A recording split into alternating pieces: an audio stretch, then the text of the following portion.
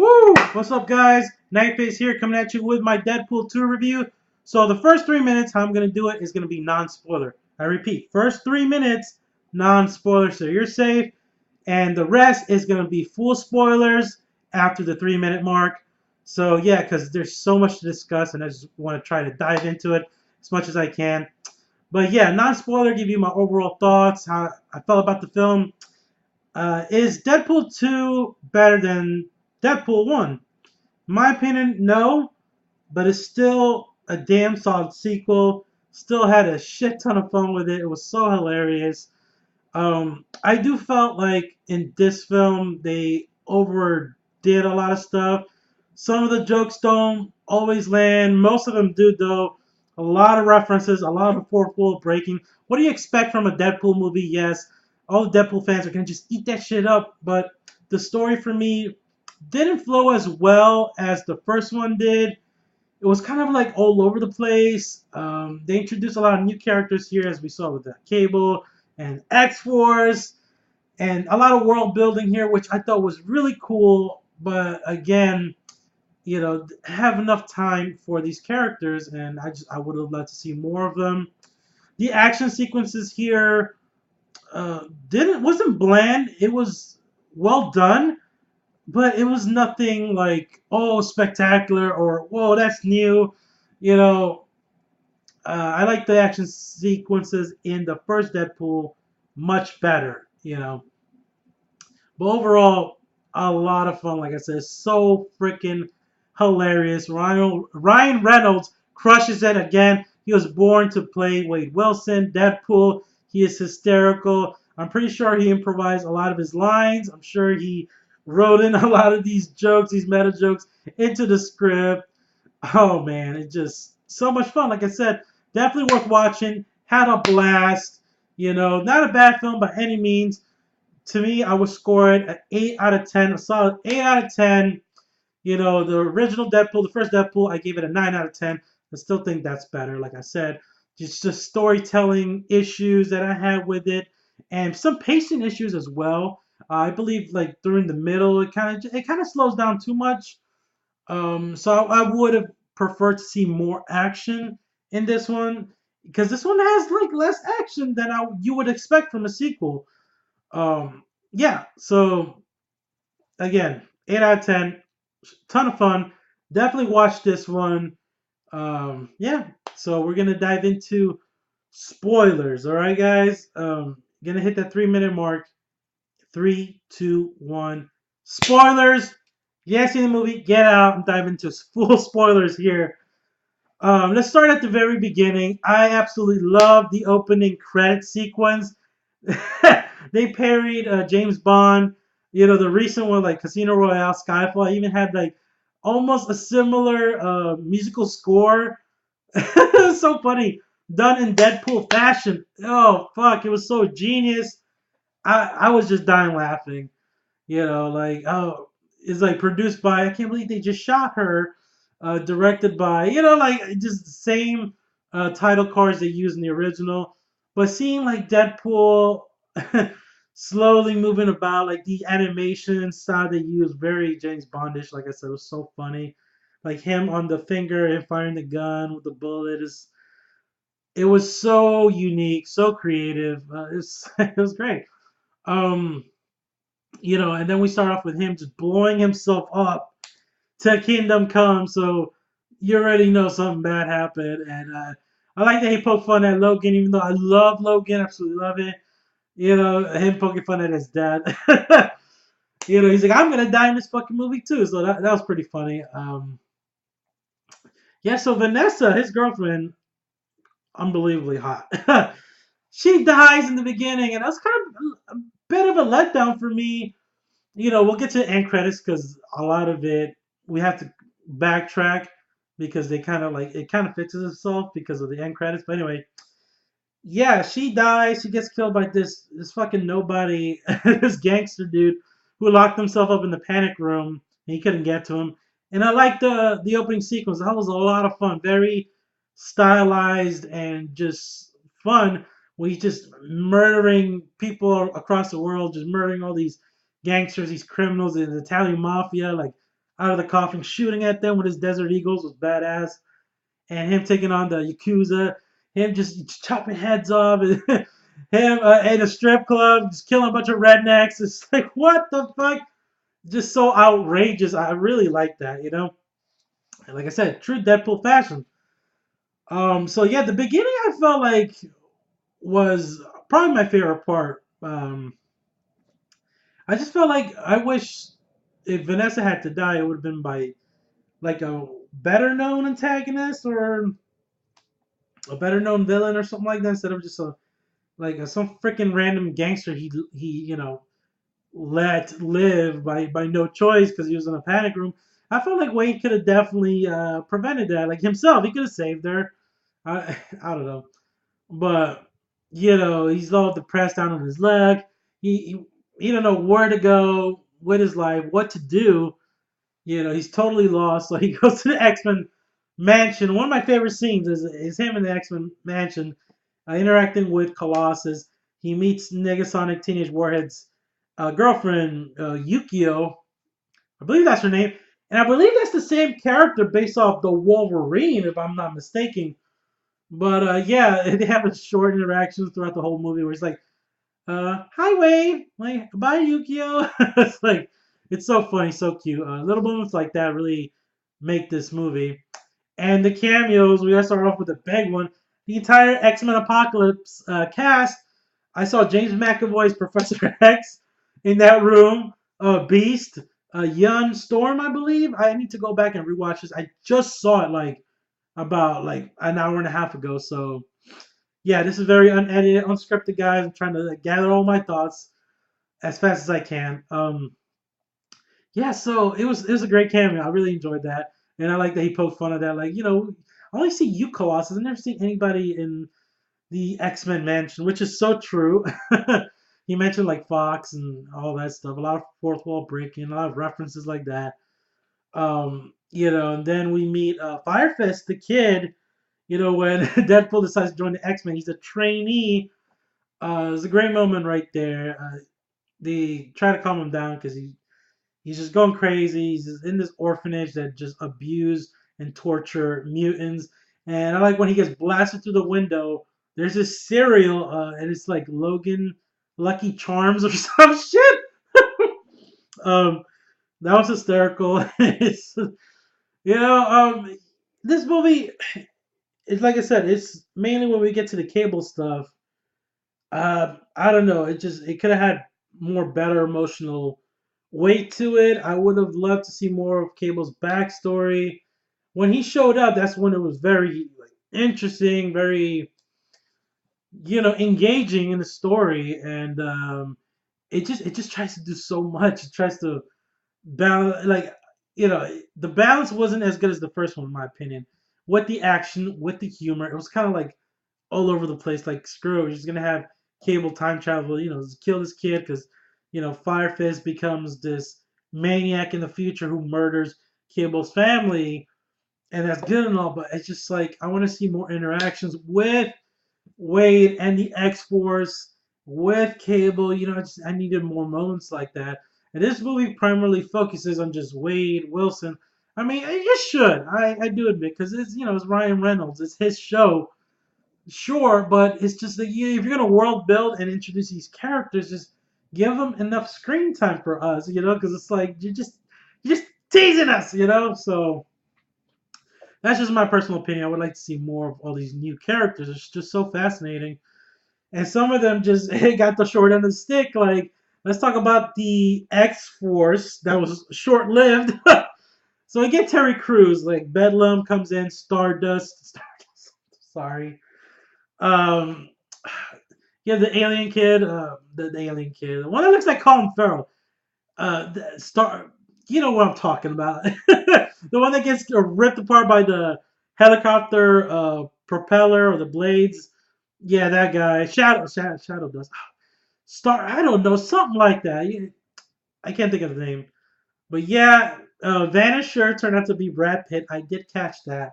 Another unexpected cameo. Like, holy shit. Oh, that was cool. And Peter, come on. How you gonna do my boy Peter like that? Oh man, when Peter was introduced in that final trailer. I wanted more of him, and he was way more interesting than Depinder or whatever. Depinder was very underutilized, kind of over the top. You know, with his thirst for blood. I know they were trying to go for that, like, wants to be a contract killer, like, oh, Mr. DP, I want to be just like you. And he even referenced Interview with a Vampire, which is so fucking random. Yeah, I felt like he was better utilized in Deadpool 1. Here, he just became like this cartoon, over the top character that tries so hard. Like, I want to be part of the team. It just wasn't as funny as I thought he would be. His character kind of fell flat to me. Peter should have replaced him. I felt like the Pinder should have died. Peter is the man. I mean, the man takes care of his skin. Remember, puts sunblock. Melanoma is number one killer around the world, or so he says. Man, the little snippets of Peter were so great. So when he died, it was such a fucking bummer. I know, jumping to end credits, they do fix that. We'll get to that. And then the other one was he spit like acid, Zeitgeist or some I don't know. He has some weird names in this movie. Yeah, he died. His character was like whatever. Which, interesting enough, that's the same actor who plays Pennywise in It. Uh, that's crazy.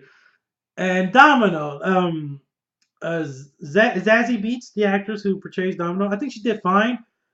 Wasn't too blown away. I know a lot of people are saying, "Oh my gosh, she was so good, one of the best parts of the movie." Wasn't that impressed by her.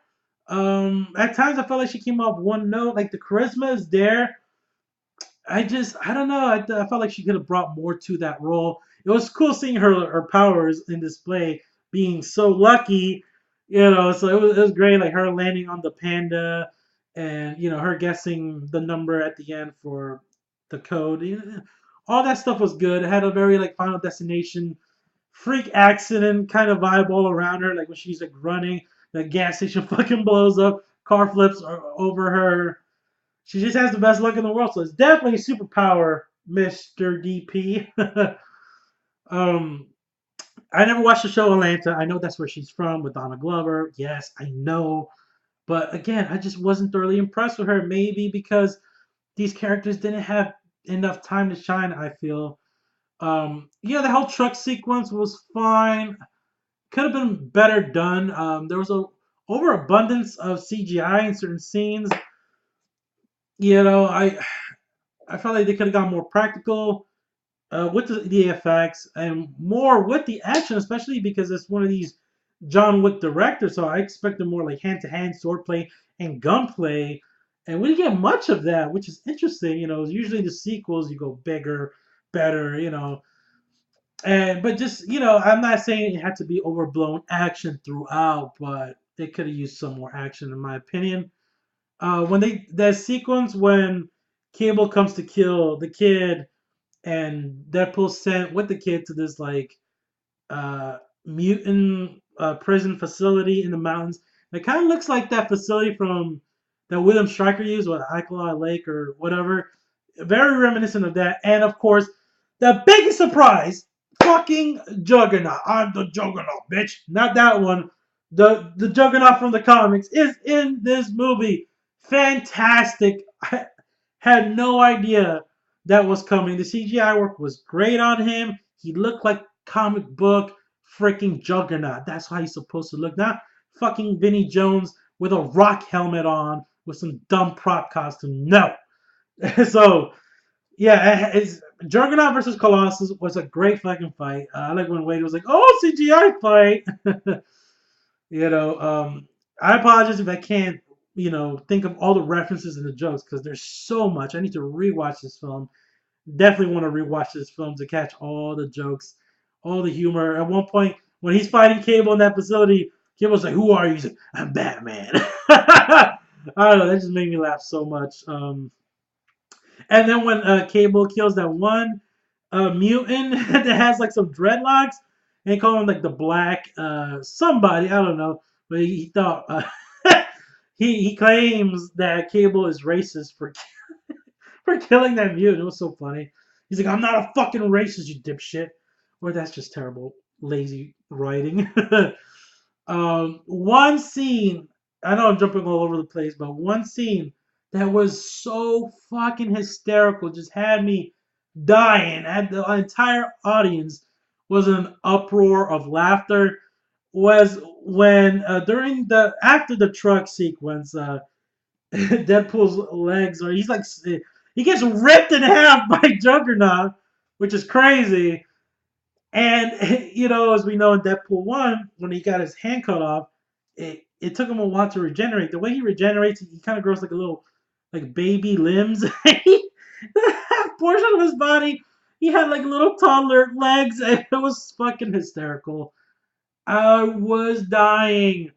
And when Cable entered the room, TJ Miller was like, "Yeah, it's just basic instinct, bitch." And he flashed him. He's like, "Baby nutsack." Oh man, that was so fucking funny. Brilliant. The comedy here does work. Like I said, sometimes it's just like it's just so much. It's just like you can't catch everything that they're referencing. They're throwing at you. They're breaking the fourth wall. A la At one point, Deadpool just looks and stares at the camera. I forgot which moment was that, but I couldn't stop laughing because it was one of those moments. I think when the Pinder was talking, and he was just like he just looked at the kid like he just looked at the camera like, is this bitch for real? um, yeah. So, God, so much to dive into. So with the kid, Fistfire, I like the kid that portrayed him. He was fine. I don't know. I just felt like there wasn't enough there for Wade to really give a shit about the kid. I mean, they kept going back to these weird like afterlife dream sequences where he sees Vanessa and she's hinting at him what he's supposed to do and stuff. And see, it's moments like that I felt like bogged the movie down a little bit. We really didn't need that too much, in my opinion. But yeah, there's a lot of downtime in certain parts of this movie, and I felt like it could have been better paced, in my opinion. Just to get to the next action sequence or whatever was going on. And then the final sequence at the orphanage was fine. I mean, you got them fighting Juggernaut with them, trying to take down Juggernaut, which was great. And he's not dead, by the way. I saw him rise up from the water, so I hope. You know what I'm funny? And they put at the end of the credits, Juggernaut will return in Deadpool 3. Would have been fucking perfect. It would have been genius. Missed opportunity, guys. Come on. Like they did with Thanos Infinity War, like Thanos will return. Would have been awesome to see. So I'm glad he's not dead. Yeah, but then fighting those white. Well, they were in these white uniforms, these psych ward henchmen. Where it's like, okay, whatever. We could have used more. Like, I don't know.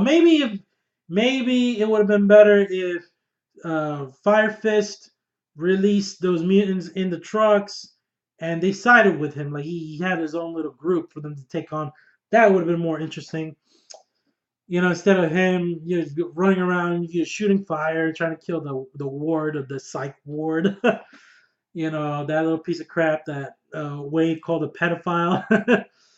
And then when they killed supposedly Deadpool's death, it didn't work for me. I don't know. It's just like I think Cable reversing time. I felt like was unnecessary to go back and put a little token there and because this fucking Deadpool we're talking about. I mean, he's gotten blown up just because he has a dog collar around his neck that suppresses his abilities.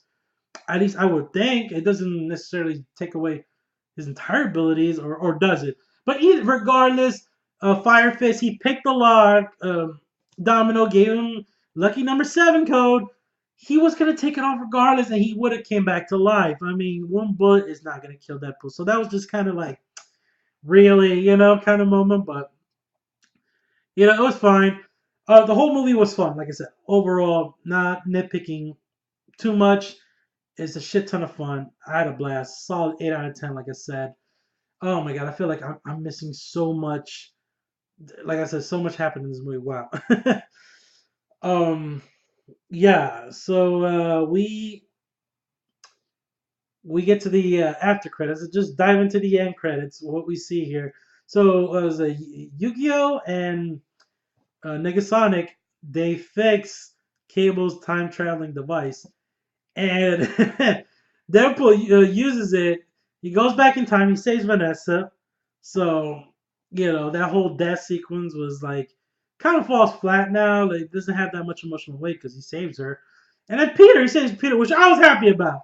Because if anybody needs to live from the fucking X Force, it's Peter. Peter is the MVP of the fucking X Force. Okay, there is no X Force without Peter. Can't stress that enough. So that was cool. And then it was so funny. They take it as far as he goes to X-Men Origins and kills the abomination of the Deadpool we got in that film with a sewn mouth. Wade Wilson, he fucking shoots him. And he just unloads on him, and they're using stock footage, from that. That's not actually, they didn't really get Hugh Jackman. They have just the footage they recycled to use over, from X-Men Origins, which is cool. And then I like they ended it with him shooting real life Ryan Reynolds for even reading that god awful, dreadful Green Lantern script. Oh man, that was one of the best end credits I've ever seen. It was so worth it. Originally, I heard that the end credits was supposed to be him going back in time killing a baby Adolf Hitler or something, which is fucking insane that they would try to attempt that. But this one was very effective as well. But yeah, guys, I'm gonna wrap it up right here. 8 out of 10 for me. What do you guys think about Deadpool 2? Post your comments down below. Let me know who was your favorite new character of this movie. Let me know. And if you're new to this channel, make sure you hit that subscribe button. Give this video a thumbs up. It always helps. And I'll catch you guys in the next one.